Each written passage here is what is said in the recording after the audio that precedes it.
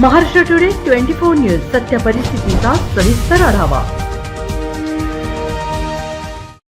काल दिनांक 21 सप्टेंबर रोजी सकाळी 6:50 दरम्यान मरडगाव ते चाटोरे रोडवर नाव्या फाटासमोर 3 आयशर गाड्यांमध्ये गोवंश घेऊन जाणाऱ्या गाड्या पालम पोलिसांच्या सतर्कतेमुळे पकडल्या गेल्या। 3 आयशरमध्ये 50 गोवंश अत्यंत दाटीवाटीने भरलेल्या अवस्थेत वाहतूक करत असल्याचे व सर्व बाजूने ताडपत्रीच्या आच्छादनाने झाकलेले होते। त्यापैकी कित्येक गोवंशांना जखमा झाल्या आहेत। गोवंश पकडल्यानंतर ते पालम येथील गंगाखेड रोडवरील सद्गुरू बाळकृष्ण गोशाळेत जखमी गोवंशावर डॉक्टर डांगे यांच्या उपस्थितीत उपचार करत त्यांना चारा पाणी देण्यात आले।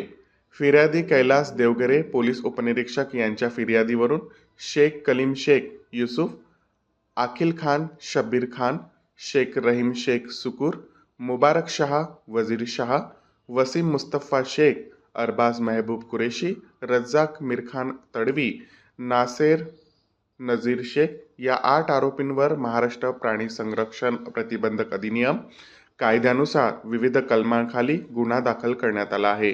या गुन्ह्यात पकडलेल्या 50 गोवंशांची किंमत 6,35,000 व 3 आयशरची एकूण किंमत मिळून 48,20,000 रुपयांचा मुद्देमाल जप्त केला आहे।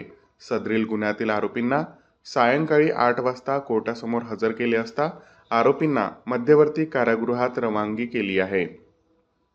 पोलीस निरीक्षक सुरेश थोरात यांच्या मार्गदर्शनाखाली सहपोलीस निरीक्षक सतीश दोनकलवार, PSI कैलास देवगरे, SC केंद्रे, SP कोमलवाड, अंमलदार ठाकूर पुढील तपास करीत आहे। या धाडसी कारवाईत 50 गोवंशांना जीवनदान दिल्याबद्दल पालम पोलिसांचे जनतेतून कौतुक केले जात आहे।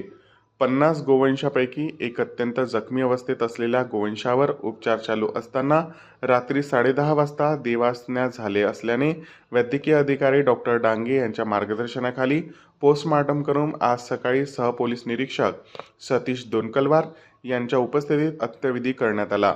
उर्वरित गोवंश श्री सद्गुरू बाळकृष्ण गोशाळेत ठेवण्यात आले आहे।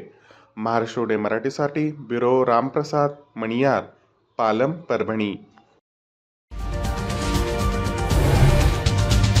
आजच महाराष्ट्र टुडे 24 न्यूजला सबस्क्राईब करा आणि सत्य परिस्थितीचा सविस्तर आढावा पहा।